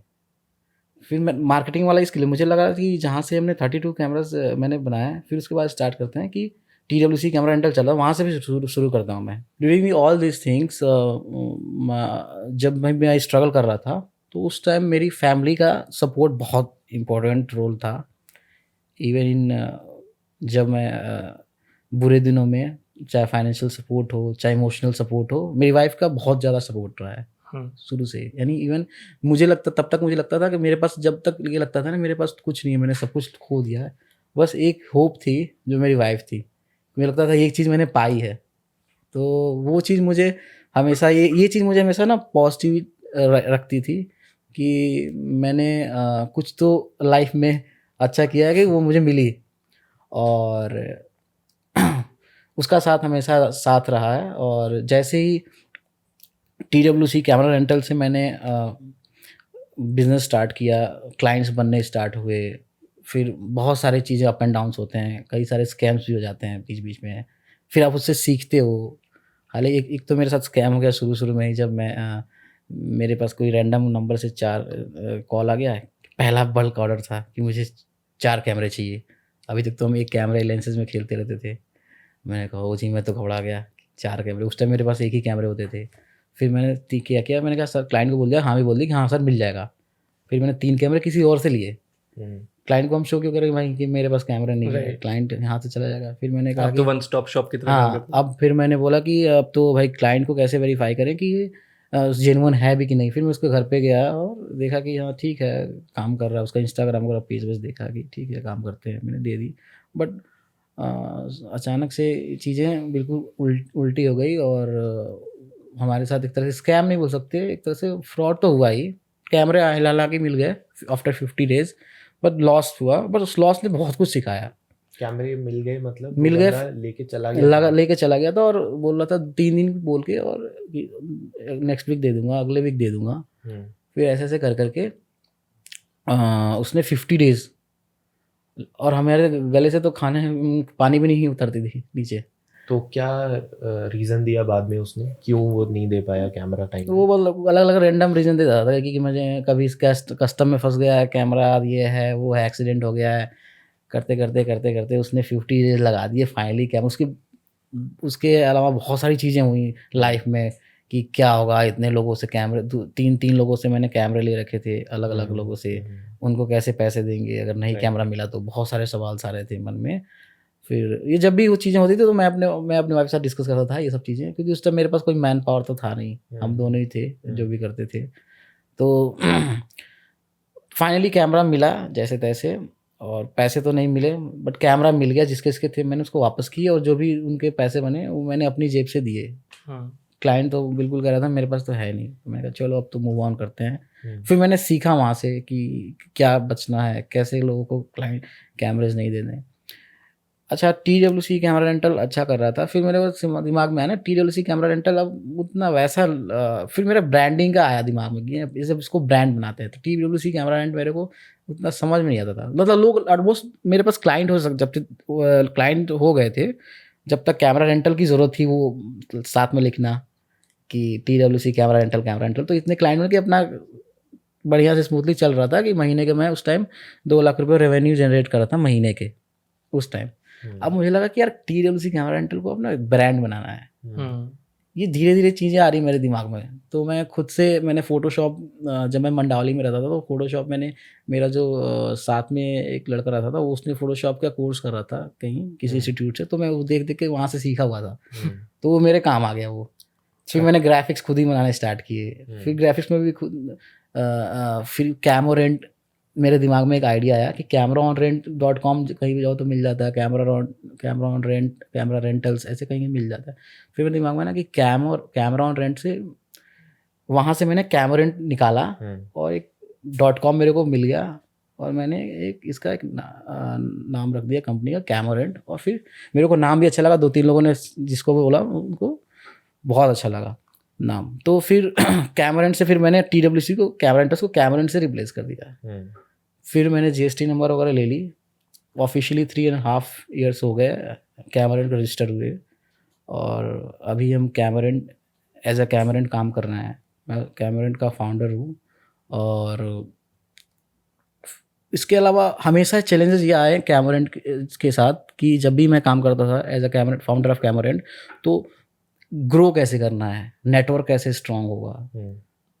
फिर कहीं ना कहीं मेरे अंदर वो मार्केटिंग स्किल डेवलप हो रही थी, मुझे पता नहीं था ये चीज़ मेरे को, मुझे हमेशा, मैं कंफर्ट जोन में कभी नहीं रहता, मेरे दिमाग में कि लाइफ में आगे बढ़ना है। फिर अचानक से सडनली मेरे को एक रैंडमली फ़ोन आता है कि I need some cameras for the shoots. मैंने कहा ठीक है सर मिल जाएगा। तो हमने रैंडमली जो हमारा प्रोसेस होता है वेरीफाई करके, मुझे लगा कि हाँ it's genuine guys, corporate guys थे किसी कॉर्पोरेट कंपनी के। उस कंपनी का नाम था अनअकैडमी। तो पहला क्लाइंट उस डिजिटल मार्केटिंग से मुझे कॉर्पोरेट क्लाइंट, पहला क्लाइंट मिला, और बहुत सारे बिजनेस दिए उसने। मतलब ईयरली 2 CR तक के बिजनेस दे दिए उन्होंने, और काफ़ी, हाँ सिर्फ एक ही क्लाइंट से मुझे बहुत अच्छा। उस वहाँ से बहुत सारी इन्वेंट्री में मेरे कैमराज ऐड होने शुरू हो गए, बड़े से बड़े शूट्स किए। फिर और भूख बढ़ी, नहीं नहीं नहीं अभी तो रुकना नहीं है, अभी और क्लाइंट चाहिए।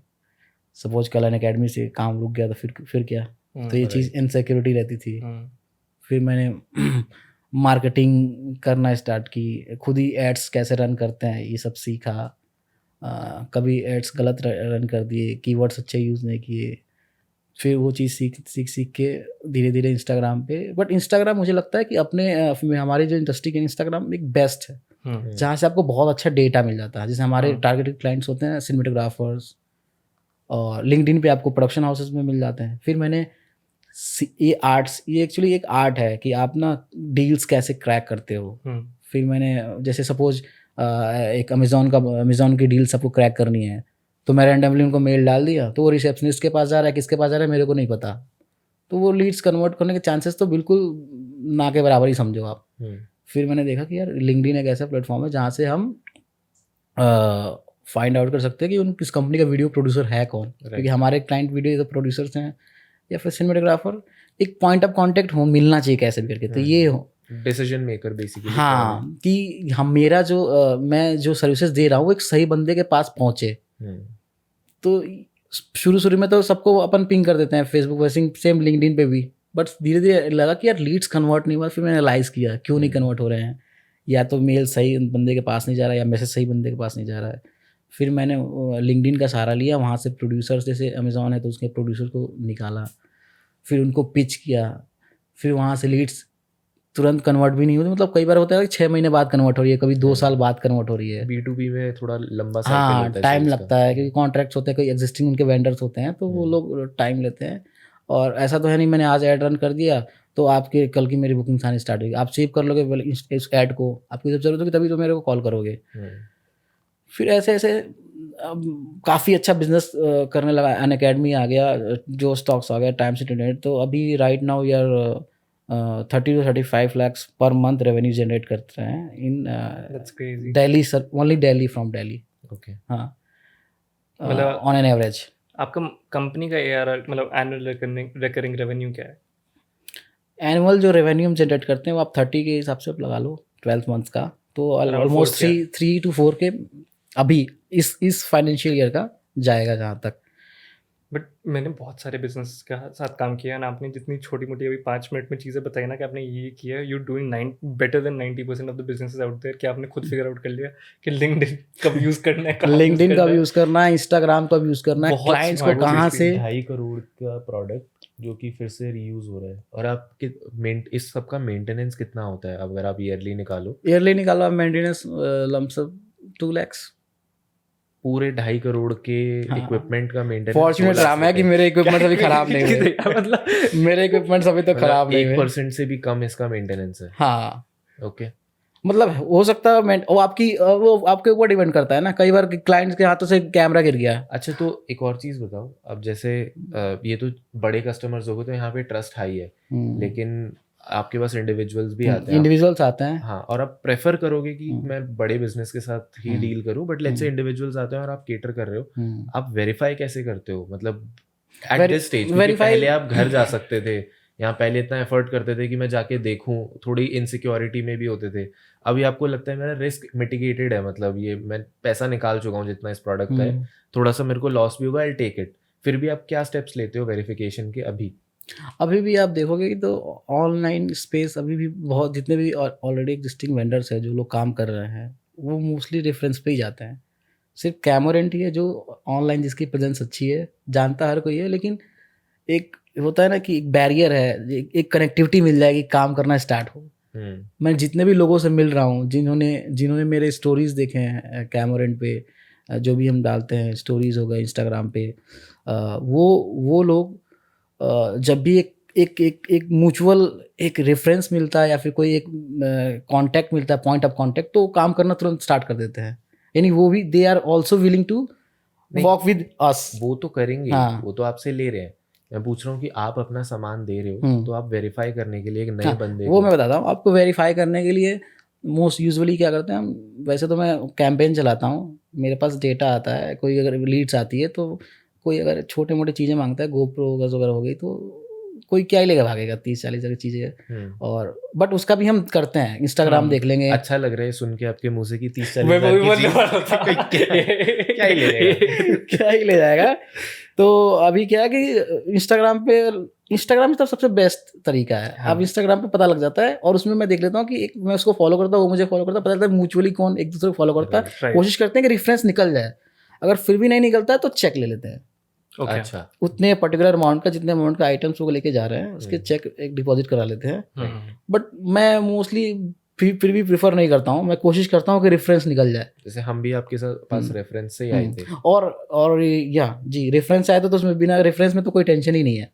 और ये भी है कि कॉर्पोरेट को मैं ज़्यादा प्रेफरेंस इसीलिए दे रहा हूँ बार बार कि कॉर्पोरेट का काम करने में टेंशन बिल्कुल नहीं है। Exactly. पेमेंट्स का भी रिस्क बहुत कम है। Exactly. और लड़के जाते ही जाते हैं साथ में इक्विपमेंट्स के साथ, तो वो चीज़ रिस्क फैक्टर बहुत काफ़ी मिनिमाइज हो जाता है। बट फिर भी अभी रिसेंटली एक स्कैम हुआ है। हाँ, रिसेंटली अभी एक स्कैम भी हुआ है।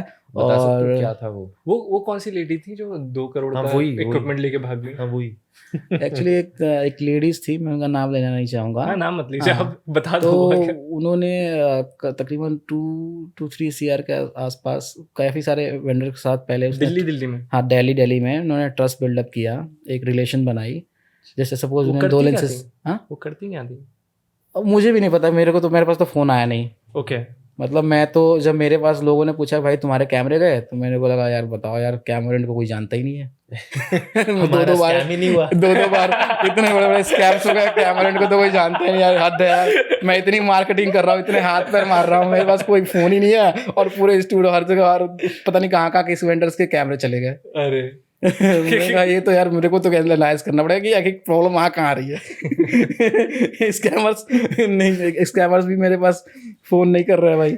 मतलब दुनिया का स्कैम हो रहा है, संदीप भैया की अलग वो चल रही है कि मेरी लीड क्यों नहीं आई। मेरे पास लीड क्यों नहीं आई भाई, कि ऑलमोस्ट सारे वेंडर्स के पास लीड चले गए, मेरे पास तो आई नहीं। तो कहीं ना कहीं तो गलती कर रहा है। गलती नहीं, ऊपर वाला बचा रहा है। दैट्स वो कृष्ण की कृपा है। हाँ जी। तो अभी रिसेंटली स्कैम हुआ बहुत बड़ा, और वो उसमें पता नहीं क्या, आप देखते हैं क्या होता है, बट मेरा नहीं गया, मेरे पास क्लियर नहीं है। 2 स्कैम हो गए बड़े बड़े।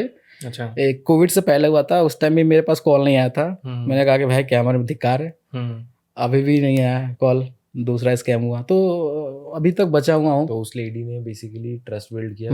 हाँ, जैसे पहले क्या कैमरा ले लेती थी, फिर 1-2 दिन एक लेंसेज ले ली, 2 दिन अपने घर पे ही रखा, वो यूज कर रही हुई पता नहीं, फिर वापस दे दी। फिर उसने ऐसे, फिर उसके बाद बड़ा हाथ मारा इन्होंने कि बड़ा डॉक्यूमेंट्री शूट है, ये सब चीजें करके। अब बहुत सारे वेंडर्स, मुझे लग रहा है कि 30 to 35 वेंडर्स के, इवन लैपटॉप किसी ने खरीद के दे दिए, 10 लैपटॉप। अबे यार, बट वो नहीं समझते स्कैमर्स यार। जब किसी का भी हम ना इमोशनली कनेक्ट होते हैं इक्विपमेंट्स के साथ, सिर्फ पैसा डूबता है तो बिल्कुल मुझे लगा कि कोई भी वेंडर हो ना, उसको 1% भी प्रॉब्लम नहीं होगी। लेकिन अगर इक्विपमेंट जाता है ना तो ऐसा लगता है अपना बच्चा चला गया। तो हम खाना भी नहीं खा पाते ढंग से, पानी भी नहीं पी पाते, उसको डाइजेस्ट करने में बहुत टाइम लगता है। तो इस केस में मतलब अगर किसी का वो हो जाता है, इक्विपमेंट लूज हो जाता है, तो how does police come into picture? मतलब क्या कर पाती है पुलिस वाले? तो भाई उनको तो वो यूज्ड टू है, इनका तो रोज का है। तो वो ध्यान ही नहीं देते। अच्छा, उनको यही पता भाई इनका रोज का होता रहता है। वो ये बोलेंगे भाई तो तुम्हें पहले ध्यान देना चाहिए था, अगर नहीं जानते हो स्कैमर तो वो उतना ध्यान नहीं देते हैं। ओके। तो मुझे हमें भी लगता है गलती हमारे में ही है, हमें ही थोड़ा सा ध्यान देना चाहिए। आपकी कोई ऐसी एसोसिएशन है? नहीं, दिल्ली में नहीं है, मुंबई में है। ओके। दिल्ली में नहीं है। मुंबई में फिल्म सिटी की वजह से हो गई। हाँ, फिल्म सिटी की वजह से हो गई। और अभी वी आर ट्राइंग टू कुछ अलग करने की कोशिश करें, कोई कम्युनिटी बिल्डअप करें। वही मैं पूछ फिल्म रहा हूँ, मेकर्स की सर्कल है बाकी वेंडर्स का कि मतलब जहाँ पे नहीं आप रेट डिसाइड करते हो? आपने रेट्स कैसे डिसाइड करे? रेट्स तो पता लग ही जाते हैं, जब काम कर रहे हो तो मार्केट में पता लगता है यहाँ कितना रेट चल रहा है। मैं वही कोई बहुत नॉट अ बिग इशू। नहीं, डिफरेंशिएट करते हो या आप जो सब ले रहे होते हैं आप वही ले लेते हो? एक्चुअली कैमरन को जब मैंने एज अ ब्रांड बनाया ना, तो मेरा हमेशा ऐसे थॉट प्रोसेस रहता है कि मेरे को 200 करोड़ का बिजनेस बनाना है।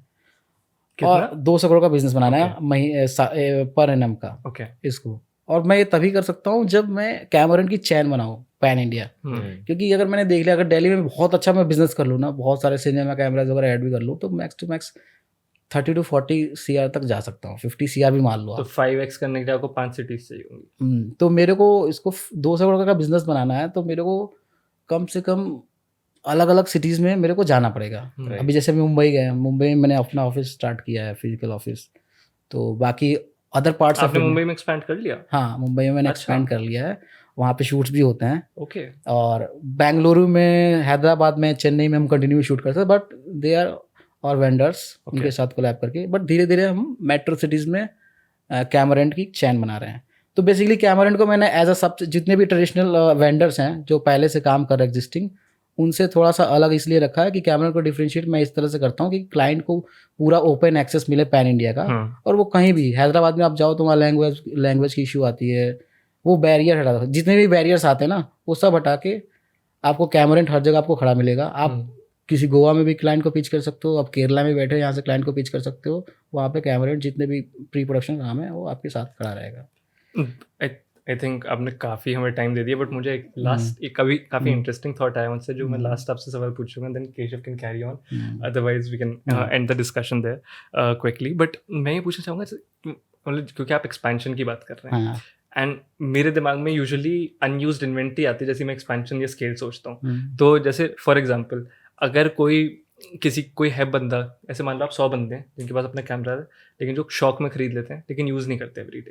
तो लेट्स से कि वो बोलें कि संदीप भैया आप मेरा कैमरा रख लो, आप इससे रेवेन्यू जनरेट कर लो, अगर आपका दिन चल जाएगा तो आप मुझे वो दे देना कर, तो वो आपको फीजिबल लगता है? ऐसा है, अभी ऐसे मैं रिसर्च करता रहता हूँ बाहर कंट्रीज में, जो फॉरेन कंट्रीज है वो किस बेस उनका रेंटल में किस तरह के क्या मॉडल है, किस तरीके से काम करती है। बहुत सारी कंपनीज इस मॉडल पे काम करती हैं जो इंडिविजुअल्स के कैमरेज रेंट ले लेके।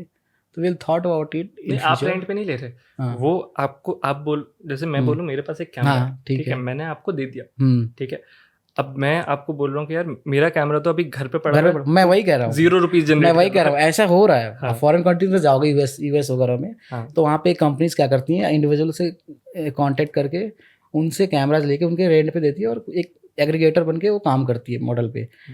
You will think about it in future, अगर इस तरह का कुछ काम करना हो तो करेंगे ज़रूर। बेसिकली मेरा भी मेन प्रायोरिटी यही है कि कैमरेंट को एक पैन इंडिया एक्सेस बनाकर क्लाइंट्स के लिए, उसमें मेरे हिसाब से आपका रिस्क कम हो जाता है। रिस्क क्योंकि आप क्लाइंट तो आप ही वेरीफाई करके ला रहे हो, लेकिन आपके पास अगर कोई लाके, जैसे अमेजोन करता है ना, अमेजोन FB होता है ना, जब वो बोलता है कि मेरे पास अपनी इक्विपमेंट, वो प्रोडक्ट रखवा दो, तभी मैं 1 डे की डिलीवरी प्रॉमिस कर पाऊंगा। अगर मुझे आपसे लेके फिर क्लाइंट को पहुंचाना है ना, तो मैं 1 डे में डिलीवर नहीं कर सकता। बट इसमें कोशिश तो हम अपनी कर देंगे कि हमारी इन्वेस्टमेंट जितनी भी हो हमारी हो।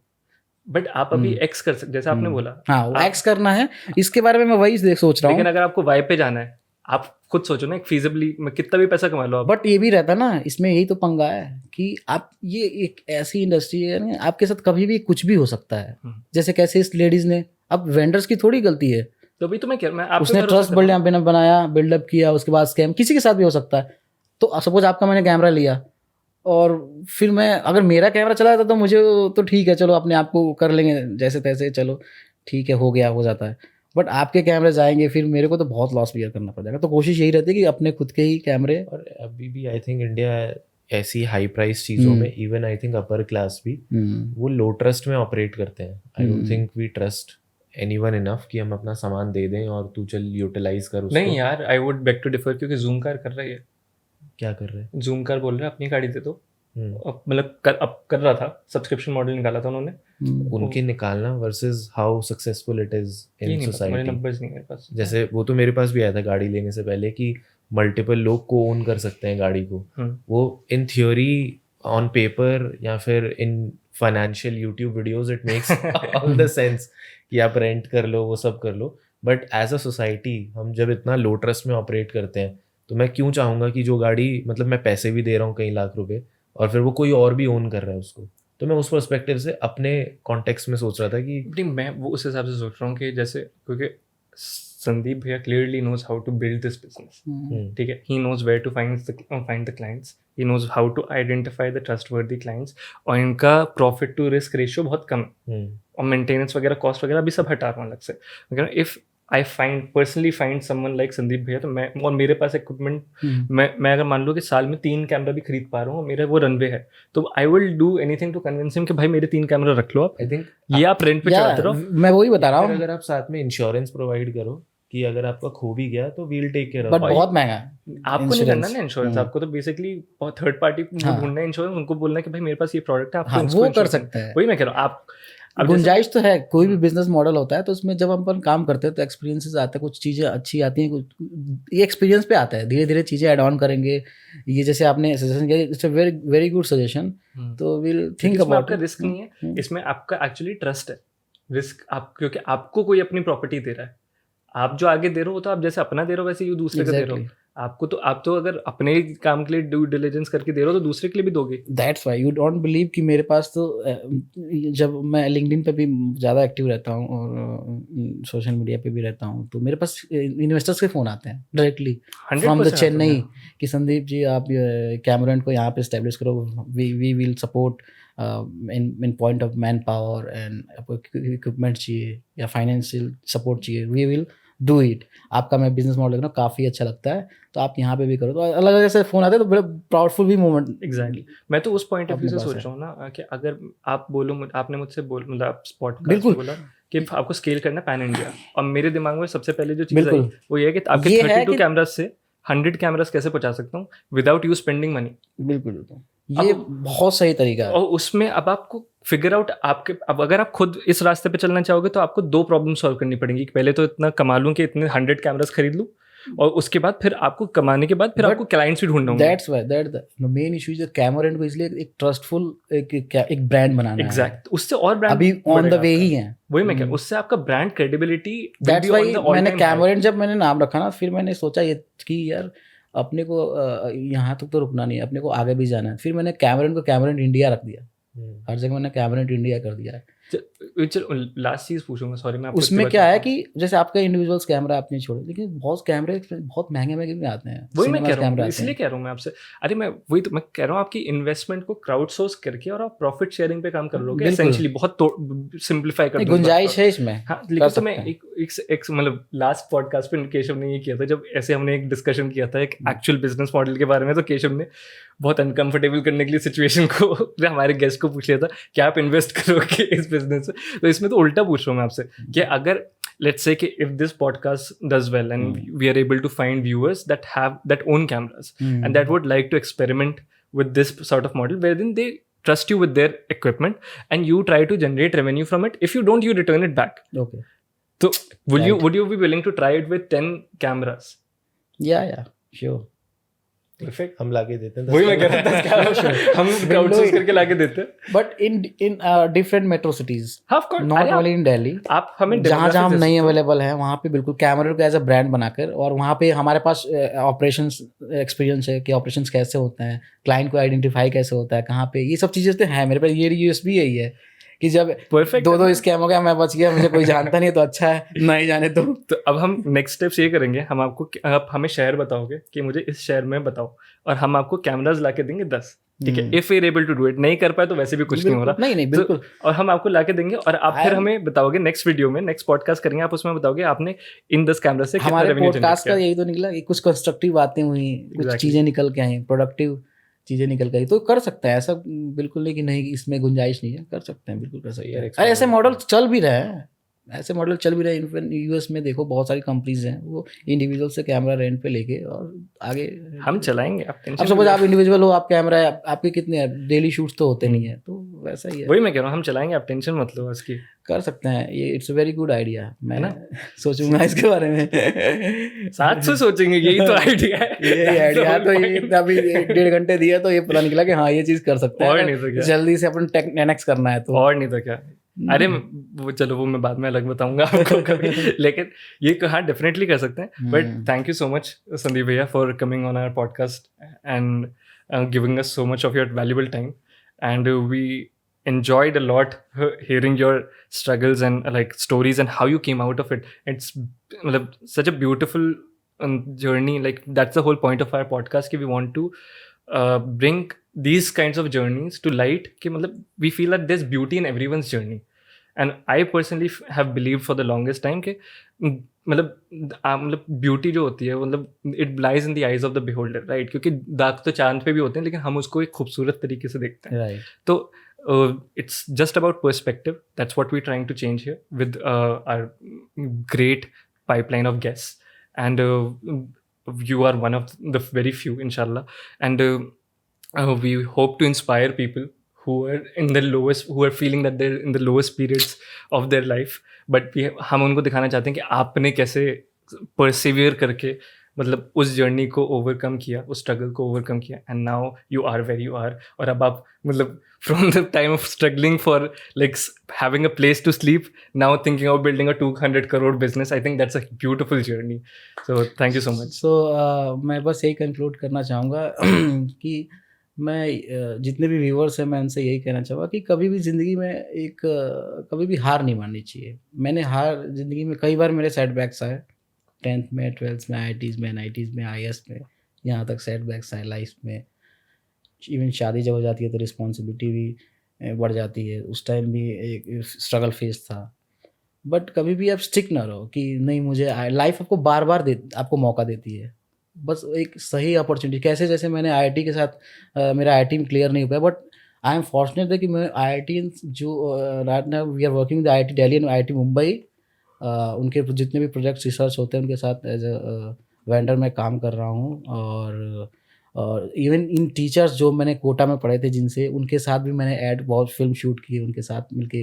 वो उस टाइम तो सब लोग मुझे एज ए स्टूडेंट मैं काम कर रहा था, अभी सब लोग गुप्ता जी बोलते हैं जितने भी टीचर्स. तो बड़ा एक प्राउडफुल मोमेंट होता है कि आज उनके साथ काम करने का मौका, यानी लाइफ ने आपको दोबारा मौका दिया है कि आप IIT आप एंटर ऐसे नहीं कर पाया तो आपको IIT घूम के ऐसे उनके साथ काम करने का मौका दिया.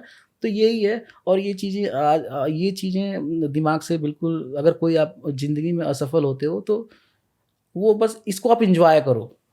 ये चीज़ें अगर आप पढ़ाई करते हो, आप कुछ भी चीज़ें सीखते हो, वो ज़िंदगी में काम आनी ही आनी है. तो ये मैंने चीज़ें सीखी हैं. अभी तो स्टार्ट है और कैमरेंट को अभी बहुत आगे जाना है. आई होप फिर हम दोबारा से मिलेंगे.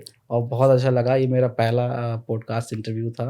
आप लोगों के साथ बहुत मज़ा आया और आई विश कि we will soon again. Thank you so much. Thank you.